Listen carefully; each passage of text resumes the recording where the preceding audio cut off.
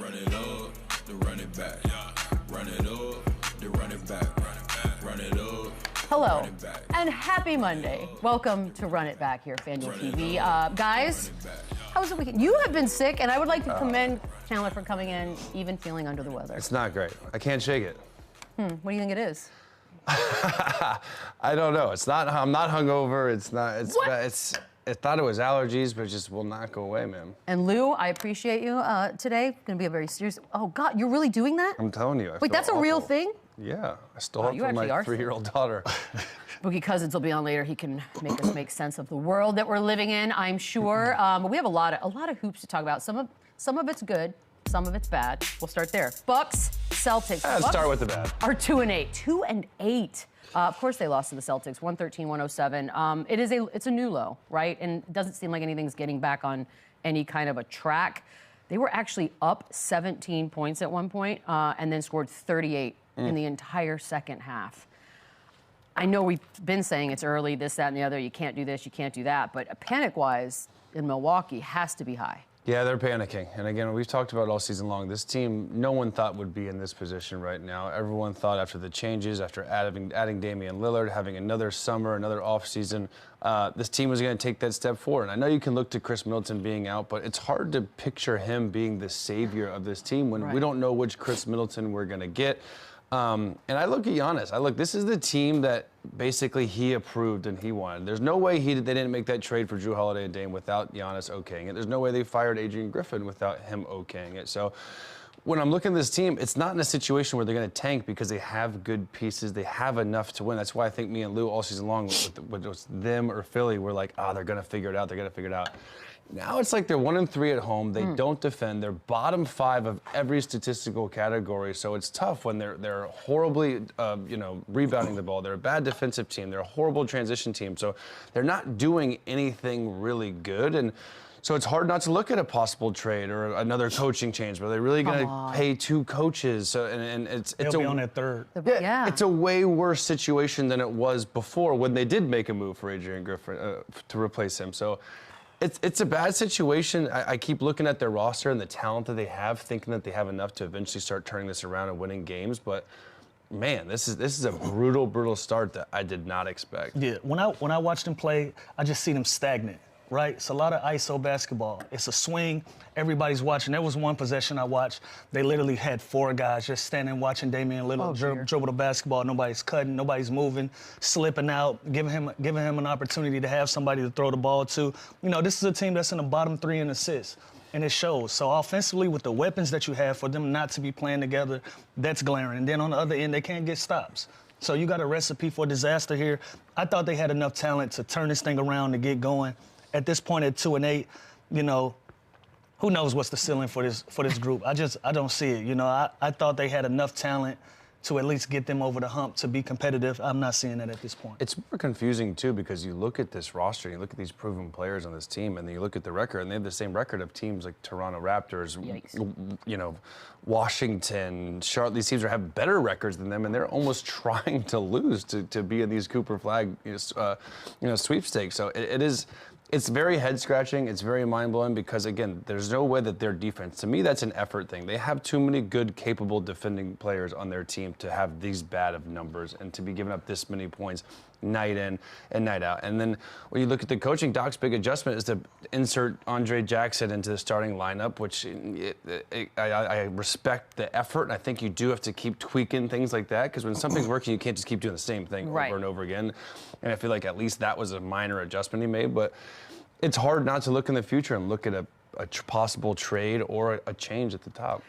I know you guys have said you can't fire Doc. First of all, you can, and they might. There's no reason you don't have to. But do we see a world in which Doc gets fired first or Giannis is out? What are we looking at here? It's going to be Doc first. It's going to be Doc first. This is your franchise guy, and granted, he's responsible in some of the adversity as well. He's cleared trades. He's asked for certain guys to come in.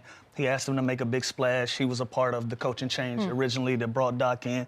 This is something that they're going to have to share responsibility in where they are as a basketball team right now. But if you're going to pick one of the 2 guys, I think it's Doc Rivers before it's Giannis. It's got to be him, too, because also what Giannis has done for this franchise, and if he gets traded, it's going to be a Damian Lillard type situation where they work together and they find a place for him that's good for both of the, the franchise and the player. But I think it's going to be Doc that goes first here, but I think these questions are going to start getting answered here soon because they have to start winning some games or it's going to happen quicker than we think.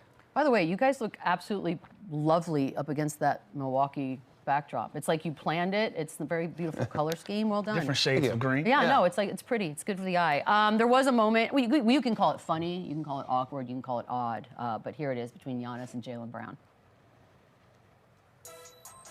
Okay. So that's a thing that happens. You need help. It's like, all right. That's actually, no.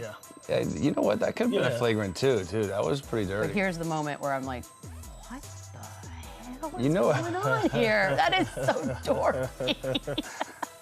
You know Anyone what's like crazy that? is I didn't see the play before. I didn't I realize didn't that either. he's joking around like that after a pretty dirty Yeah, and then he's still joking. elbow. And Jaylen was about to do it. I don't know their relationship. Maybe they're friends, maybe they're not. But that was, I mean, look, this is Giannis. This is what he's kind of known for. He does the whole corny dad joke thing, and that's kind of his personality. But I didn't like that after an actual kind of a rough play there. Don't elbow me in the face and then act like that you're was gonna give me a interesting. dap. Pee on my leg, call me right. Yeah, and Yeah. Jaylen Brown's reaction was, I thought it was appropriate, right? Like, I reached my hand out after you just hit me in my face and you pull it back to be funny. And so, yes, I'm going to call you a child. Like, I don't think that was those aren't your lines right now to act like that. That was weird. Yeah, that was super weird. But I appreciate JB for, standing on it and going after the game and saying, yo, he's a I'm child. surprised that wasn't a flagrant 2 foul. Well, I was going to say, when you put it in the context, it's funny how dirty. context is everything, isn't it, ladies and gentlemen? Because then you see it that way and you're like, oh, wait. Nice. Why is he playing that game with him? I don't really fully understand played. it. And the fact that Jaylen Brown was willing to go in that. I didn't see that part either that way. Jaylen Brown, team all the way. All right, never thought in a million years we'd be about a month into the season and we'd have Warriors talk, but we are there. Tied for the top team in the Western Conference. Rolling. Of course, beat the Thunder, 127-116. 8-2 is where they're sitting right now. They've beaten the Celtics and now the Thunder in this past week. The window is what?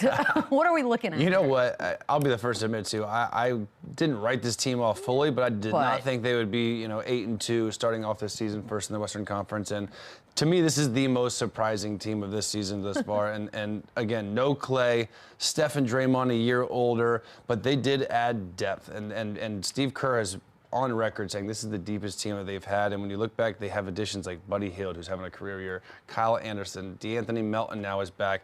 And they are all bought into their roles. They all defend. They're all on the same page. So when you have a healthy, deep roster like this, Kayvon Looney's been great. Gary Payton has been great. So they can go 10, 11, 12 deep. So when you have that and you're fourth in scoring, averaging 121 points a game, and second in defense, That's crazy. so now you have depth and you have a healthy Steph Curry and you're defending. That's a recipe for a lot of wins, and I am extremely happy for them and really impressed with what they've done early. Man, the NBA is so much fun when the Golden State Warriors are good. The trash talk is up, the energy is up. You're always on Draymond alert. What is he gonna do next? And by the way, give Draymond a lot of credit. He's kept his nose clean. No techs, right? I'm not sure. I don't think he's had a tech this year. Right. And he's playing amazing basketball. You can tell he's the catalyst out there.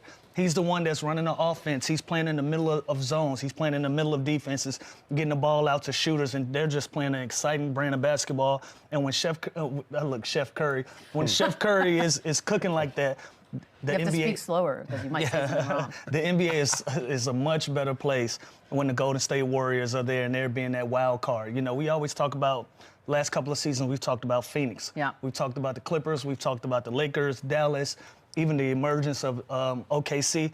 And we stopped talking about the Golden State Warriors. And I feel like they took that personal, and now they're back in the conversation of being one of the top teams in the West.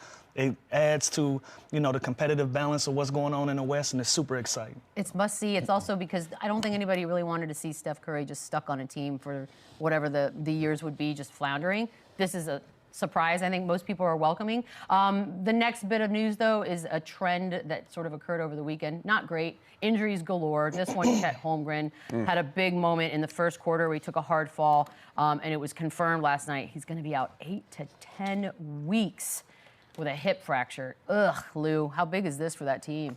It's a big blow, right? And this is the first time with this young team that we've seen them go through some adversity. You know, we talk about how deep they are, how many guys can they go to? Well, we didn't say that when they have CHET HOLMGREN out, when Hartenstein is out. Yep. You know, now what do? Do you go to small ball? You play Lou Dort at the 4, maybe Jaylen Williams at the 5, and you kind of play a more athletic group out there? I'm curious to see what adjustments they make, because, you know, CHET HOLMGREN was emerging as that guy who was going to be their defensive stopper, who was going to be rim protection for them, and at the same time go out and get you a bucket on the other end of the floor.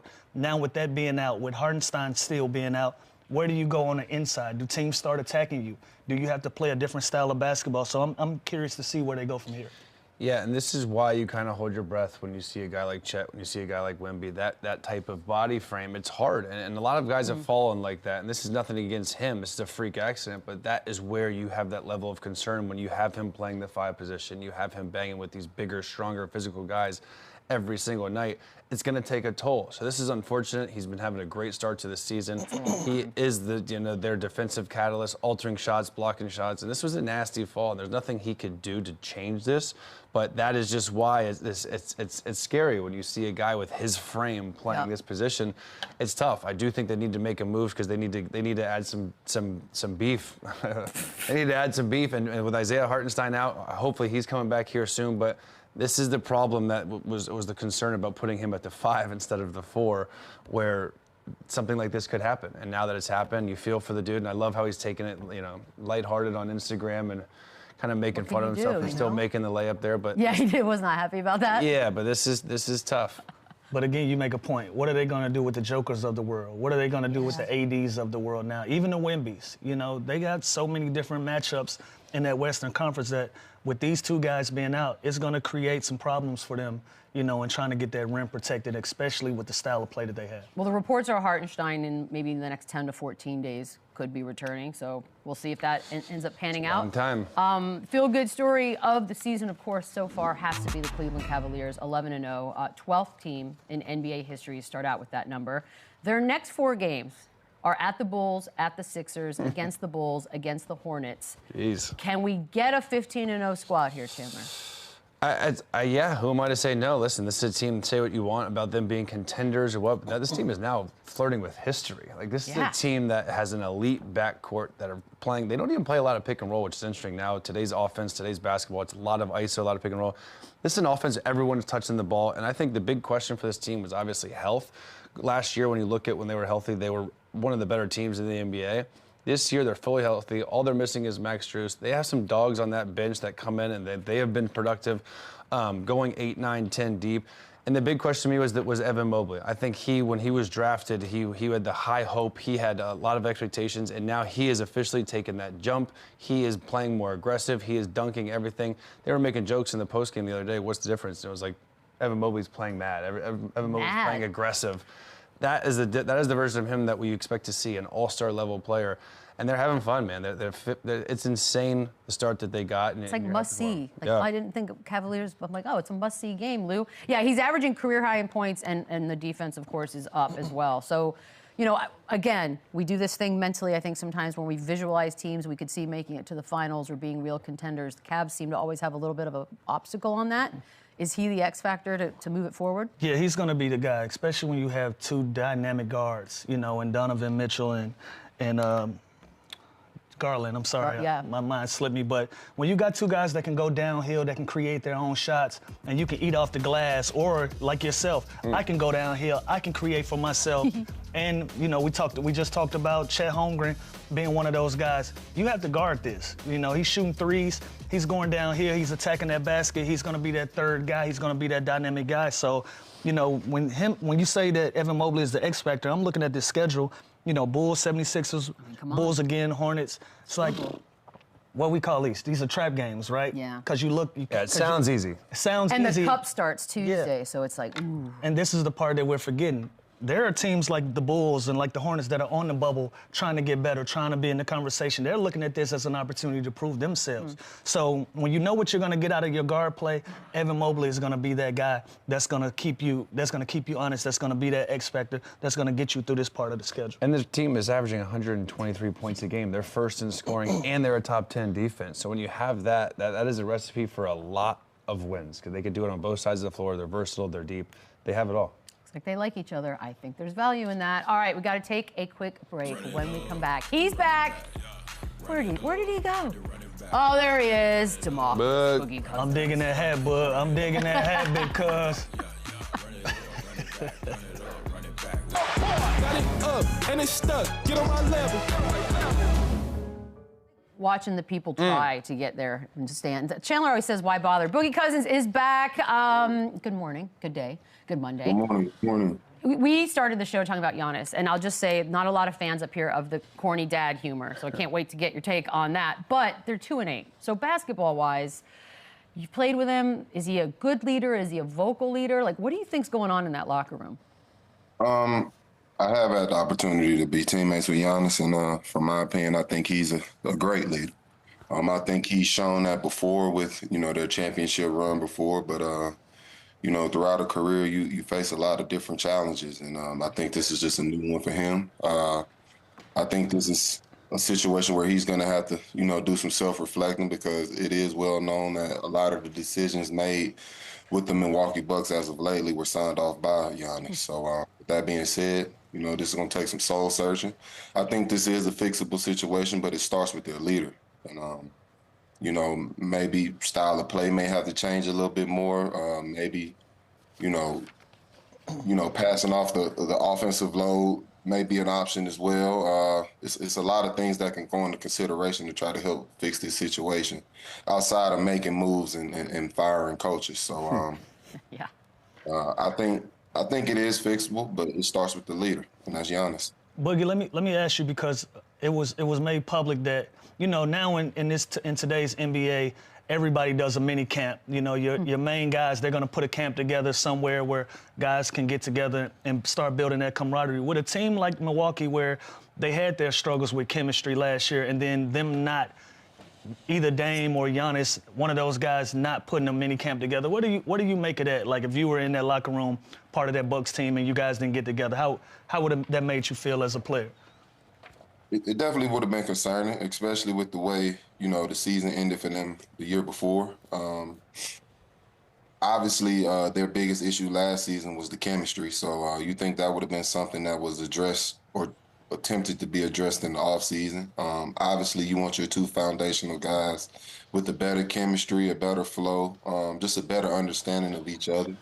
And just on the outside looking in, you could tell it's not the greatest relationship. It's not the greatest chemistry between those two. So, that is alarming. But, in the offseason, especially with teams that are, on the cusp of making the championship run, you would expect some type of a training camp, some type of camaraderie throughout the offseason, just some type of gathering to make sure, guys are on the same page, the energy is good, the chemistry is there, and, just building that brotherhood early on in the season. But like I said earlier, that is alarming that wasn't addressed in the offseason. Right. And, Bug, you know how this business works. A lot of times when there's trades, moves, when there's coaches fired, a lot of times there's discussions between the franchise player, the GM, et cetera. The Damian Lillard trade, Giannis obviously approved that. The Adrian Griffin firing, Giannis approved that. So now, is this a situation where how many more losses, how much more struggle till Giannis demands a trade? Or, like, I know you said that there's a lot could happen before a trade or a firing, but, like, is there a scenario where Giannis goes in there and says, all right, I've done all I can, I need out of here? And is there a suitor that you like for him to go to as well? Obviously, that is an option. Giannis has that luxury. He's also earned it. He's a champion. He's an MVP in this league. He's one of the faces of this league. So, his career and the way it plays out is important to the league in general. So, him being in a situation where it's not necessarily competing for a championship, obviously this late into his career, he still has a lot of ball left, but this late in his career, obviously he doesn't want to go through any type of rebuilding stage or you just yearly struggle as it is. So that definitely can become an option. And when it comes to suitors, I mean, I doubt there's any NBA team out there that's saying, yeah, we'll pass on the big fella. I think it'll be suitors lined up at the door to try to, acquire a guy like Giannis. Obviously, easier said than done. We could, see it being one of those historic type of moves where it's a lot of draft picks, a lot of compensation involved, and it'll be one of the bigger trades in the history of the NBA. But hopefully that isn't the case. I think Giannis is a staple in that Milwaukee community. It's hard to see him in another jersey finishing out his career. And, I mean, he just means so much to that city. So hopefully things can get figured out. He can finish out on the right path and on the right route. And, they can figure these things out. Yeah. Another team that's off to a slow start that we didn't expect is the 76ers. And last week, Joel got suspended for 3 games for pushing a report in the locker room, based on some statements that he made about, his deceased brother and his son. Whether they were taken out of context or not, my position is don't bring up my family at all whatsoever. Do you think Joel handled that situation appropriately, and how would you have handled that? Well, it's a little different for me because I had a similar situation, and I know that feeling. You try to come in every day as a professional, do things the right way, be politically correct, follow the guidelines. But sometimes it's just in life you have that person that wants to push you to the edge, man, and try you just a little bit. Let's see if we can get away with this. And I think that this is one of those situations. My biggest thing with this whole situation is, as athletes, we're required to meet this standard of professionalism. And, when it's not met, we're blasted for it, we're frowned upon, all of these things. And, I would just like it to be where it's an even field to where, these writers and these reporters and these bloggers have to meet some type of a guideline and make sure that line isn't crossed. Because everybody deserves respect at the end of the day. Everybody's trying to do their job and feed their families. So, it was speaking on, Joel and his basketball career, it really makes no sense to bring up family, his father, his kid. It makes no sense. So, like I said, I've been in that situation. I didn't handle it the correct way either. And but I also know that feeling. Some things are just better left unsaid. I think that's what I said. Every once in a while, you just got to get some straightening, because when you cross a certain line and you just think you can run away with some of these things, like let's get back in the guidelines, let's get back in the lines. But the Sixers, they're 2-7. Maxey is out for a couple of weeks now. Embiid is looking to make his return on Tuesday versus the Knicks. Do they have enough to turn this thing around, and you think they cook? They're in the East, and that's no knock. But well, wide open. You kind of the knock. It is wide open, though. There's a lot of time. You know what I'm saying? I definitely can see them making a late push in the season and still actually competing for a championship. Now, if they were in the West, it would be a different story. But, the East is pretty top-heavy, and then after that, it's kind of, everybody has a chance. So I do still feel they have more than enough time to, turn their season around.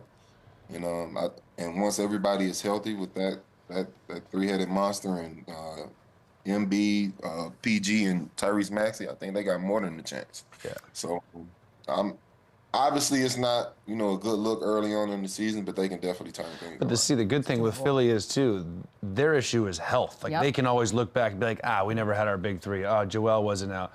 Situation like Milwaukee, it's like feels worse. Well, they're like a 3-game. They're a 3-game win streak away from being the 6th seed. Right. How the East is right now. They would be right back. At least they're banged up. Milwaukee, all they're missing is Chris Middleton, which we don't know which version of Chris Middleton we're ever going to get. So there's a light at the end of the tunnel. There's a light at the end of the tunnel for Philly. Feels very much like there's not for the other. The Lakers. Last time we had you on. Now we've got some games under our belt here. So there's 6-4. You said they weren't very serious because of the offseason. They didn't really make any moves. Now we're seeing what they look like. Bronny James has gotten his play. Now he's in the G League. Are you changing your mind at all about this Lakers team? Are we looking at a possible missing of the playoffs? Playoffs for sure? Like, where do you have them early on? Man, it's hard to say with this Lakers team.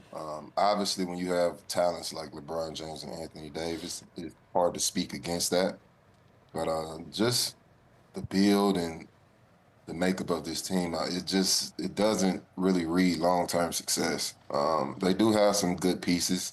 I love the draft pick from the kid from Tennessee Connect. I think he's gonna be a really, really good pro. I do think they're still struggling at the PG spot. No knock to D'Angelo Russell, but obviously that's a struggling hole for them. And it still comes to a point where, the oldest guy in the NBA is still having to carry the load.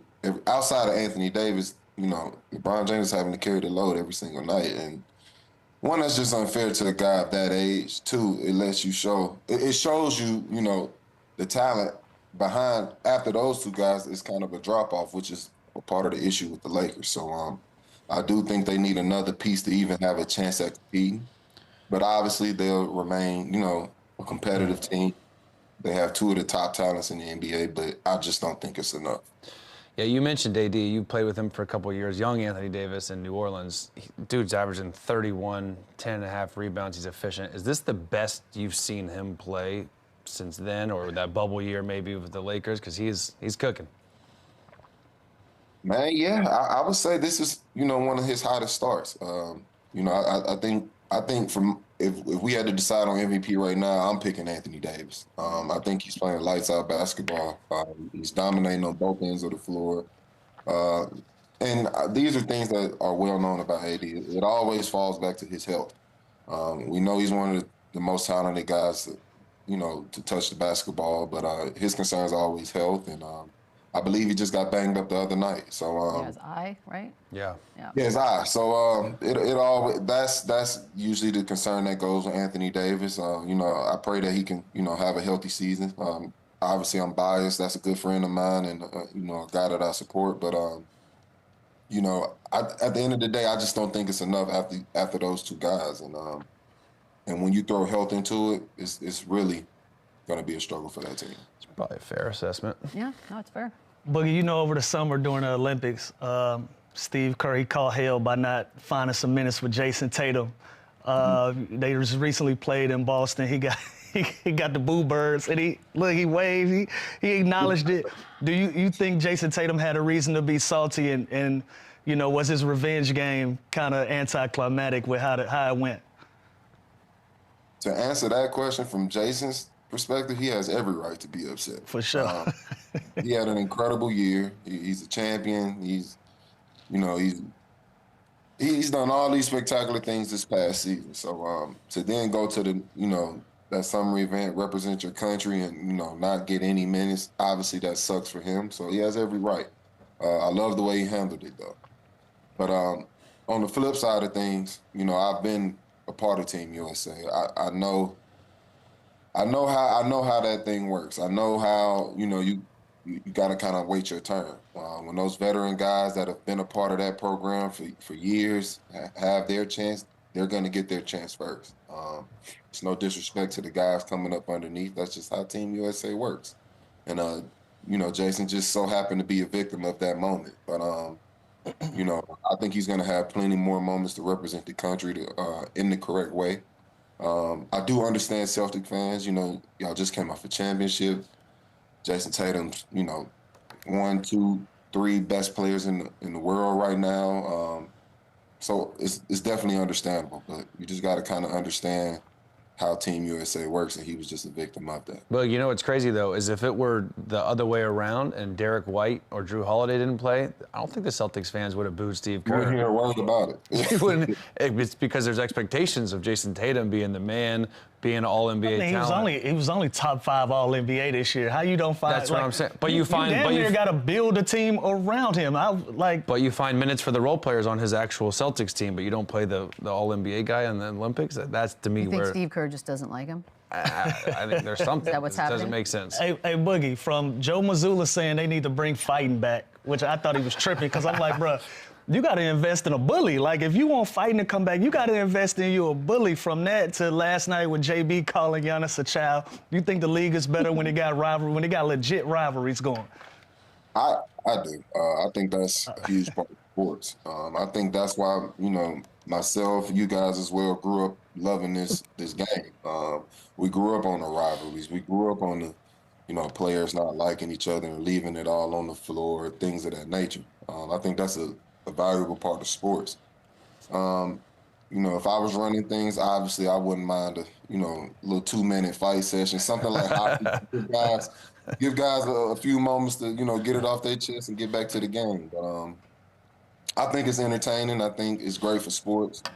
Only the strong survive. That's part of it for me. So, I think it would be entertaining. I definitely think it would boost the ratings. But I don't know if today's game is quite built for that. Yeah, look, I don't remember nobody really trying you like that. Like, I know you used to get into your tips with the refs, but I don't remember no players trying you. Did you have any real beefs with anybody when you played? Real beefs? Nah, I wouldn't say real beef. Yeah. Some words. Basketball, yeah, a little basketball beef. Basketball beef, but not really. Nah. Yeah, not real life stuff. The fighting thing was funny, just also because Joe Mazzulla has been saying all kinds of crazy things. But he also mentioned the idea that coaches, perhaps we will have, you want that. Chandler is so excited about the idea of coaches being involved. And I found out he's like a black belt. Yeah, Drew Holiday told us he'd do jiu-jitsu. There's a reason why he's confident. Yeah. But have you ever, is there a coach out there, did you, like back in the day, that you'd look at and be like, that's not a guy I want to fight with? Look at his face. Man, absolutely. Crazy thing to say, is probably one of the smallest coaches I have, Mike Malone. Mike Malone was known for putting hands on coaches, man, so don't get it twisted. I love that. So Mike Malone is one of those guys that stand up for me. I know for a fact he's a fighter. So. Kevin McHale used to tell me they would stay overnight and then fly commercial. And there was one, I think there was like a story one time where they got in a fight at a bar, and then the next day they were on like a commercial airline, and the guy he got in the fight was on the plane the next day. And I'm like, oh, you got to set it up. Can you imagine? Times are different. That's crazy. Yeah, you got to run that back. You got to set it all right on the spot. That's what happened with the Auburn basketball team over the weekend. They turned the plane around. They had emergency land, that thing. Boogie, we had a conversation on the show about who's more skilled, Cat or Jokic. I think it came from Austin Rivers' podcast, and it's obviously Jokic is a generational talent. I think Austin was trying to say hooper-wise, like Cat has like a little more shit to him. What's your take on it? Because you would know more than anybody. I'm sticking firm with Jokic, but what's your take?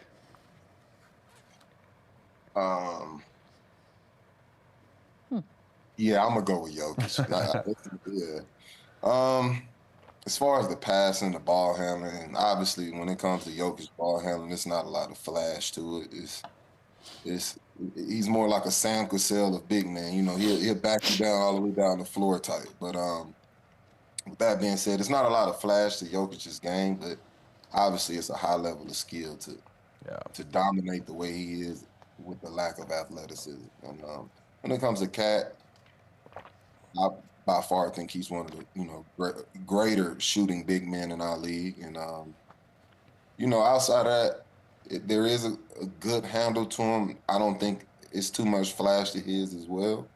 But with Jokic's passing, I think that kind of puts him over the when it comes to Cat. There's also a lot of talk about this Denver team. They got off to a sluggish start. Don't look now; they're 7-3 and currently in the 4 seed already. So it cleaned it up. Yeah, it happens quick.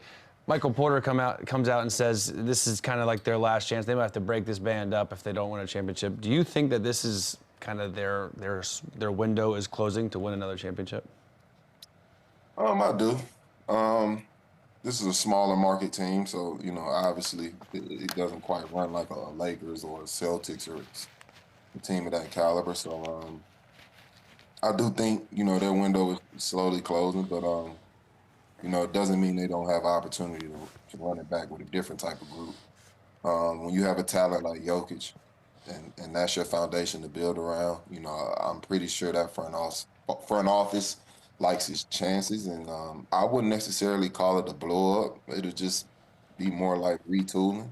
Because like I said, I think they have some really, really valuable pieces. It's just some tweaks here and there to get that team over the hump. Because, man, the game has really changed over the last 5 to 7 years. You don't really have any back-to-the-basket dominant bigs. You feel like the game has forever changed at the center position? For sure. It's more of a jump shot league. It's more about putting more points up, which is obviously the three-pointer. I think when it comes to, having a traditional back-to-the-basket big, it just completely slows the game down. And obviously that requires more of a half-court offense compared to, a fast-paced full-court offense, which is, what more teams are looking forward to having. So that's probably the biggest thing when it comes to the game changing. Game is a lot faster. Backing down and, posting up bigs, that's just, that's a lost art. So that's just the evolution of the game. And, 10, 15 years from now, we may see it change again. But the conversation's been too many threes. Now we got this overcorrect where teams are shooting 40 to 50 threes in a night, and they saying it's messing up the game. We might need somebody to play with their back to the basket again. I mean, even with that being said, if you do have a big out there that can, dominate in the post, you're still comparing twos to threes, which is, still a different game. Yeah, so, that's a fact. Like I said, I think it'll come a time where, or it may be a player that just, forces the game to change. We saw that happen with Steph Curry. He forced the game to change. Guys like Damian Lillard, guys of that nature, they forced the game to change. So we may see another talent come along that, forces it again. But as of right now, let's keep launching threes. Launching them is the proper word. We talked Eastern Conference. It's not awesome. So 2 teams over 500. That's it. On the West, though, you've got 10 teams over 500. So it's never too early to start tweaking and fixing. Playoff format. What do we think? Top 16 teams by overall record. Then we get the tournament-style bracket. Everyone still has the same amount of games to play. Would we be against that? I wouldn't be. Something has to switch up, man. With the way the Eastern Conference is, with it just being so top heavy, I think that would actually be really, really good for the NBA. It also gives some of those better teams in the West that may just fall out just because of the circumstances a shot at actually competing. So I think it'd be good for the league. I think it'll also kind of, clear out the bottom feeding teams that, may just get in just because they're in the East, or, like I said, the conference is so top heavy that they find a way in. So I think it'll keep it competitive. I think it'll keep the better teams in, and I think it'll just be better for the league. Yeah, I like it a lot, and I hate myself for even looking at the standings this early in the season, but I always do. This means a home court advantage team, the 4-seed Magic, would be under 500, right? I love it. It's a joke. I agree. I think it should be this top 16 So teams. why don't you adjust the schedule accordingly? Because instead of having all these Eastern Conference teams just beat up each other and have 500 records, why are they getting rewarded to go in the playoffs? And there's much better teams in the Western Conference that have to play better teams in the Western Conference that don't get in. I like it. Top 16 teams, regardless of conference, and let it rock. Because this is bad right now. This is bad, and no one expected Cleveland to be this. Though. They got some kinks to work. But also, out. no one expected Cleveland to be 11-0 either. So outside of those 2 teams, Cleveland and Boston, it is. But is there a negative to this that I'm not seeing? Like, is there something a player would be like? Travel, what about, like maybe. Okay, how do you do the scheduling? Like if it's Eastern Conference, how are you going to get to Portland to play? Figure that out. Like that would. They add so many days anyways as it is playoff wise. Like I feel like Lou's thinking about it. Like, is there a pro and a con? I think those are the pros and cons. Just the travel. That's it. If you got Phoenix playing Detroit, it's brutal. You can't. In the first round, that's gonna be a crazy one. Then second round, you can have the same thing going on. So I just think that'll be taxing, and you won't get the quality of games that you expect. In a perfect world, Boogie, though, the East will wake up, and a month from now, we won't even have to have this conversation. That's what we're hoping. We appreciate you always for coming on. Thank you. Appreciate it, Bug. Appreciate you, Boogie. That's what we're hoping, because 2 over 500 is. Ugh. All right, we'll take a quick break. We'll be right back. Running back. Oh, some folks with families. Let's just get right into it, shall we? Oh. Kind of. Josh Okogie, yeah, shallow, represent for the North Side. Cock that thing back. Yeah, I like this one. That's fun. What you on, Gafford? How we doing? You know, bigs are always going to get dunked on, though. You say that for every position. Oh, yeah, it doesn't look like he expected Josh to take off. They have a lot more like opportunity. They're challenging. This should end the segment. Excuse me. This was a moment. It's a good moment. Oh, that's a 2 for that's a 2 for 1. He got a tech too after from barking. He should. You know what's funny here too is Cade laughed after, he knew this is they got a little thing going on when they were younger. K did something that tapped him on the top of his head. Oh, so, he did? Yeah. That's It took him a little while to get his get back. But to get pickpocketed and dunked on, that's a double whammy. Turnover That's a 2-for-1. and a poster. That is Get Jaylen Green in the dunk contest, please. Cat, Brooke. Hey, left. left hand, Brooke Lopez. I ain't tripping. This is business as usual right here. Wow. That's kind of rude, don't you think? You know what? The left. I don't know. The about left this. is impressive. Yeah, I don't know about this. Oh, so we can finally put that Yeah, away? this is. We're putting it away? You know my whole. Left is impressive. Yes. My method. I've The been left saying, looks it's better. not This one that is. great. This one is different. I'm just saying, we never seen Jokic do this. Where is the low man? Good defense. It just Milwaukee. gets the. He's trying.